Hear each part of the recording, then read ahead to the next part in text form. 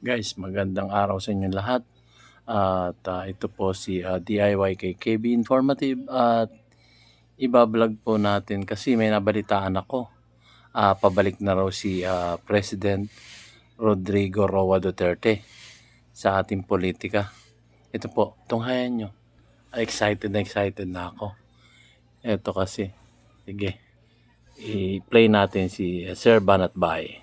Bayad ngayong araw na ito, magkikwentuhan na naman tayo ng mga trending sa lipunan at magre-react tayo ng real talk. Ibig sabihin, walang halong pambubula, walang halong talk shit, ganun. Yung totoo lang. Doon lang tayo sa totoo. Doon lang tayo sa totoo. Yun ang ating pag-usapan ngayon. Para naman alam nyo, sa mundo na ito, marami na talagang peke, di ba? Peking presidente, peking abogado. Ngayon, marami ngayon ganyan eh. Talaga puro peke. Pero tayo, yung katotohanan lang, real talk tayo dito. Yung talagang totots lang, ika nga. Yung totoo lang ba? Yun lang ating pag-uusapan dito. At ngayong araw na ito, naku po, meron ako alam dito, pero pigilan mo ako, baka masabi ko. Ayoko sabihin eh. Hindi pwede sabihin, I'm not allowed to say. Banat Bay, magtimpi ka ha, magtimpi ka Banat Bay. Wala kang karapatang magsalita tungkol dyan. Ha? Sige na nga, nangako ka pa naman. Ay, kapisik to lang. Nangako ka pa naman na hindi mo sasabihin at hindi mo ibabalita sa Banat Bay Live. O di sige. Hindi mo sasabihin kung ano pinag-usapan. O ito na, pag-usapan na nga natin to. Kasi nagkita-kita po si Pangulong Duterte at saka si dating Pangulong GMA. At nagpunta nga din si Pangulong GMA kay Leni Robredo naman. Naku po. Sige na, pag-usapan na natin ang kabahagya ito. Inengganyo si dating Pangulong Rodrigo Duterte ni dating Pangulo at ngayon House Deputy Speaker Gloria Arroyo na maging aktibo muli sa politika. Ayon yan kay Senador Bongo. Sa larawang inilabas ng senador noong Sabado, Noong una, yung mga pinag-uusapan to, sinasabing lakita lang daw. It was just wala lang, kwento-kwentuhan lang daw. Sige. Hanggang ngayon, medyo may lumabas ng balita. May lumabas ng balita na ine-engganyo daw ni Gloria Macapagal Arroyo ang dating Pangulong Duterte na maging aktibo muli Yun. sa politika. Very good. Patay dyan. Very Bakit? good yan. Ano ba ibig sabihin ng engganyo na maging aktibo sa politika? Niyayaya. Ibang sabihin nito ay tumakbo muli sa anumang posisyon si Pangulong Duterte? Pwede.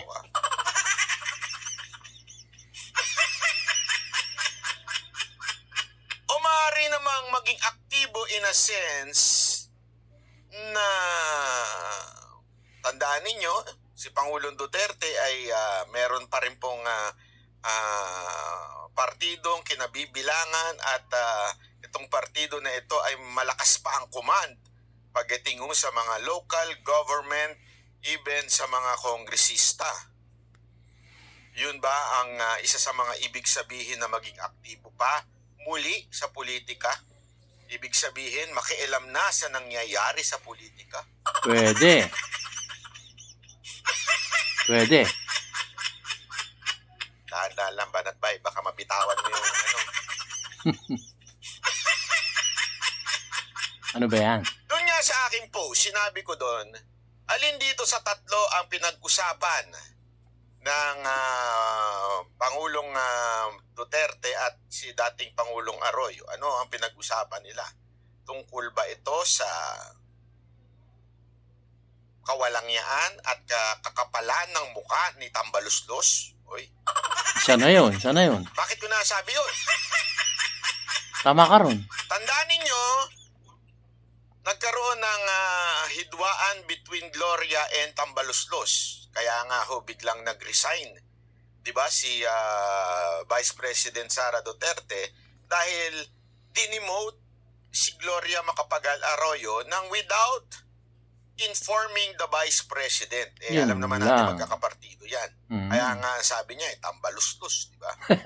So, ito kaya ay tungkol sa pagiging abusado, greedy ni Tambaluslos, hindi lamang sa budget. Kasi, kung matatandaan ninyo, pinag-usapan na rin natin ito. Diba? Huwag niyo kakalimutan yung mga pinag-uusapan natin. Kasi ito, mga A1 information ito eh. Pinag-usapan na natin na maraming naaasar ng mga kongresista dahil nga masyadong nagiging greedy daw ang pamumuno ni Tambaluslos sa Kongreso. Alam naman po natin pagdating sa budget, malakas ang kapangyarihan ng isang Speaker of the House. Bakit to? Siya ho talaga ang nag-aayos ng budget ng mga kongresista, yung kanilang mga quote-unquote proposed project. Yung mga, alam naman natin, yung mga walang katapusang flood project at rock netting project. Yung mga yan, ang nagdi-decide kung ikaw ba ay mabibigyan ng proyekto o mabibigyan ka ng allotment sa project mo, walang iba kung hindi si Tambaluslos at saka si yung sa appropriation, di ba? Si Zaldico. Kaya may mga nagsasabi, kinikwento noon, di ba? Madalas ko ng kwento ito sa inyo. Marami na ang naiinis na kongresista. Kaya nga, napraning na ho yan eh. Napraning na ho yan si Tambaluslos at napraning na ho yan dahil sa akala niya, ikukudita na siya, kaya niya binaba at kanyang, alam mo yung pinakita yung kanyang power sa pamamagitan ng pag-demote dito kay Gloria. Kaya lang, bumuelta. Yun Di lang. ba? Bakit? Pinagtanggol ni Sara Duterte. Ako po. Kunwari, bati-bati pa sila.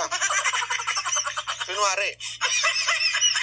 Ang politika kasi, addition yung politika. Ngayon, nasundan yan. Baka akala nyo, yung mga kongresista lang ang nagsabi niyan. Nasundan yan. Sino ba? Nasundan yan ni Mayor Magalong, di ba? Nasabi niya, talagang itong mga kongresista na ito, abay, tumataas na ang mga porsyento. Kung dati maliit lang, ngayon malaki na. Tapos, ang binabawasan na yung ating mga uniform personnel, ang pensyon ng uniform personnel. Sa madaling salita, yung issue dyan kay Tambaluslos ay marami na hong lumalabas. Iba-iba hong partido na ang naglalabasan. Ibig sabihin, iba-iba ho ng area. Hindi na ho yan iisang kalaban. Ibig sabihin, marami na ho nagsasalita. At eto na naman, si Gloria na mismo ang lumapit sa Pangulong Duterte. Naku po. Tandaan natin. Dalawa ang masasabi nating malaking paksyon dyan sa Kamara. Walang iba kung hindi ang mga paksyon ni Gloria, which is yung Lakas, at ang partido ng ating Pangulong Duterte na PDP. Yan ang mga malalakas dyan. Okay? Kasi baka sinasabi nung iba, partido rin naman ni Romualdez yung yung Lakas. Oo, pero tandaan natin, mas sinusunod dyan si Gloria at walang iba kung hindi si Vice President Sara Duterte, di ba? Kesa kay Tambaluslos. So, posible ba na kaya nagkita may pinaplano dyan sa Kamara? Malamang. Ito kaya ay ang pagpapatalsik sa Speaker of the House? Kasi tandaan nyo, that's a legal process in the House. Anytime, pwedeng pwede silang mag-raise ng change of leadership pag nawala na ang confidence ng mga kongresista. Hindi natin alam, Diretso tandaan ninyo, impeachment. pag mga ganyang picture, di ba? Malakas ang impact niyan sa Kamara. Nako, pag nakita nila yan, nako po, nagsama na. So pag ito nagbigay ng command at sinabing it's time to replace Yo. the Speaker of the House, nako po.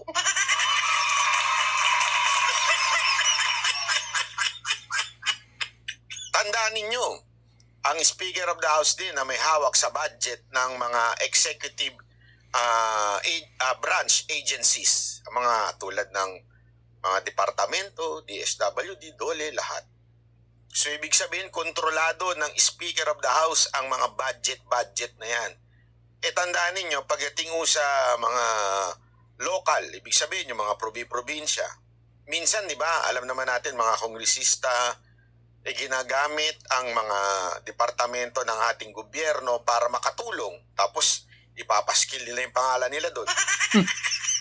Yung mga tupad-tupad, alam mo, aminin na natin, wag na tayo magtarantaduhan. Mula noon pa, dekada nang ginagamit yung lintik na tupad-tupad na yan eh.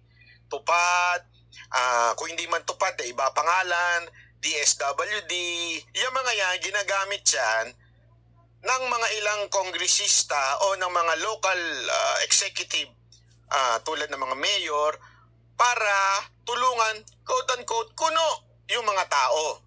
Pero dapat national yun, di ba? Pero actually ginagamit siya ng mga local.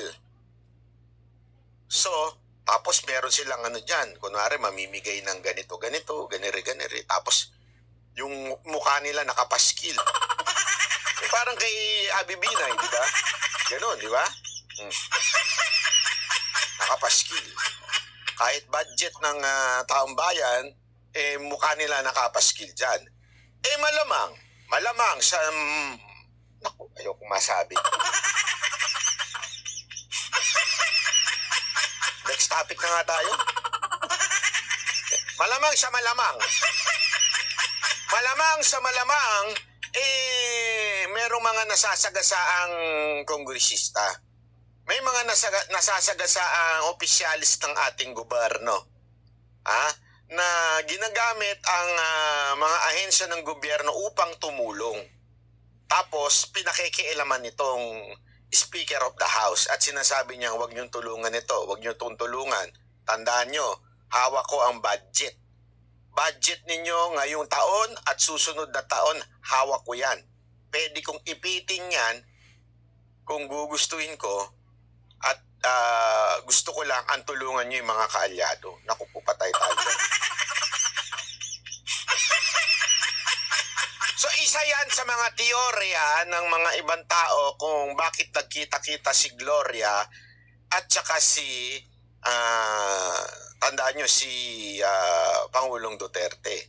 Ano naman ang kinaugnayan ni Soto? Tandaan nyo si Soto hindi mo rin matatanggal ang kanyang influensya pagdating sa dating Senate President po yan sa tingin ko shoot naman yan sa susunod na election sa 2025 na maaari Maging Senate ito President. na mangyayari. Maaari na bumalik na Senate President yan. Naku po. Pwede. Magkakayarihan na talaga ito. Kaya exciting exciting itong 2025 na election kasi diyan malalaman talaga kung tatagal pa itong ating ayoko na. Hirap ng buhay natin. Alam mo talaga minsan parang pag ako kinikwentuhan, ayoko na lang makinig Kasi baka alam mo yun, pag may alam ka, lalo pang mandadudulas ka. Doon na papunta yun, Sir Banat Bay. Alam na natin yan. Hirap talaga. Basta ganito na lang. Kung impeachment man ang binabago, pinag-uusapan, meron kailangan yan, proseso. Tandaan niyo yan. Pag impeachment, Okay? Bakit to? Hindi may impeach ang presidente nang hindi napapalitan ang Speaker of the House. Yun ang lagi natin tatandaan. Pagka, alam naman natin, si Marcos at saka itong si Speaker of the House, magkamag-anak yan. Diba? Alam natin, ganun sila ni Mamsi, alam natin na ganun yan. Hanggang hindi napapalitan ang Speaker of the House, malabong ma-impeach ang presidente. So, yun na yun. Bahala na kayo mag-isip kung ano sa tingin ninyo. Hindi, sinasabi ko lang, kinikwento ko lang naman. Masama na yun sa PPP project. So, ito kaya ay impeachment ni Pangulong Marcos? I'm not sure. Eto kaya ay pagpapalit ng speaker?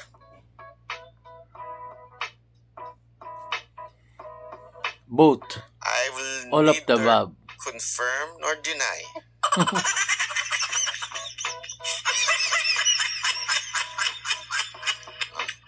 Kasi nga, di ba, meron pa nga kwento-kwento dyan eh. Sabi nga nung isang kwago, sabi nung isang kwago,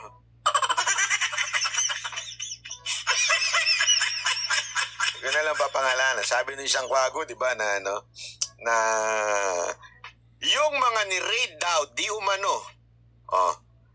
moro-morong raid lang daw yon. Bakit, kanyo? Kasi, parang, yung ni-raid daw ay pagmamay-ari daw din, di umano, ni Tambaloslos.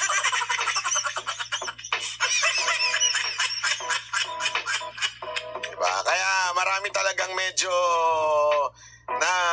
nayayanig. Kasi parang lokohan ang mga raid na nagaganap, lokohan, yung mga ganyan. Hindi natin alam kung ano mangyayari talaga. So, basa-basa na lang tayo.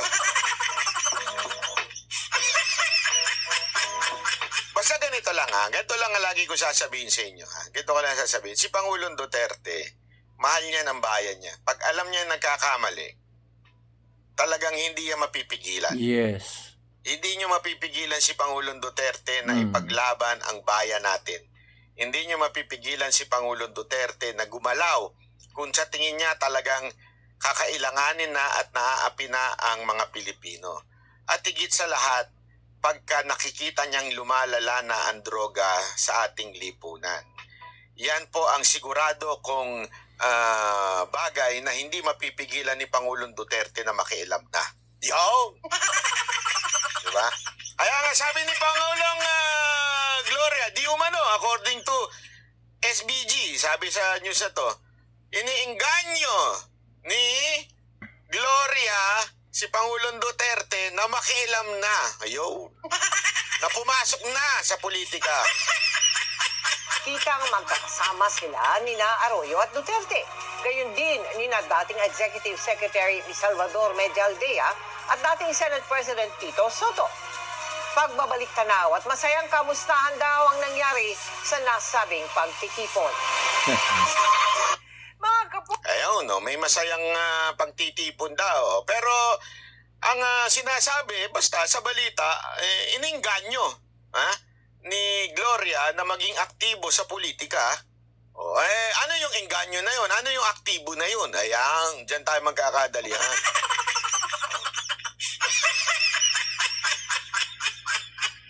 Kaya magkakaalaman. Sabi nito ni Sia, kung hindi ma-impeach ang presidente, kudita na lang or people power na lang. Wag naman. Pag people, ano na lang, marami na yan. People power. Wala na eh, people's power. Mahirap yun. Wag naman. Sana. So, dami na yan. Yun, biro lang. Totoo po, yan ang sinasabi ng iba. Kung talagang Wag naman. ang Sana. bayan, yan ang panawagan ng iba. Actually, marami na marami na nananawagan dyan na magkaroon talaga ng mapayapang revolusyon na naaayon sa ating konstitusyon. Okay, actually, kasama naman po yan sa ating batas na ang nasusunod talaga dapat ay ang taong bayan. Kung darating tayo siguro dyan. Okay? Wag Darating naman. siguro Wag tayo naman. dyan pag tamang Sana. panahon na. Ewan ko lang kung ngayon Kaya lang kasi talagang nagiinit na ang ulo ng meron nga ako narinig ganun na lang, puputok na daw talaga ang bulkan. Oo. Ganun na lang, puputok na daw talaga ang bulkan. Sabi ko nga, naku, delikado ito. Ito pa, pag-usapan naman natin yung budget. Pinatutsyahan ni Vice President Sara Duterte si Senator Rizal. Guys, magandang balita yon na babalik si President Rodrigo Roa Duterte. At alam niyo naman nangyari noon, talaga namang umayos ang ating bansa noon. Yun lang sa akin So, yun lang muna guys. Kung nagustuhan nyo yung video ni Sir Banat Bay, like, subscribe na lang kayo. At hit the notification bell para updated kayo sa mga susunod na videos. Informative to guys. Medyo siguro, ayun, basta gano'n na lang guys. Bibigyan ko pa kayo ng maraming impormasyon. Salamat po.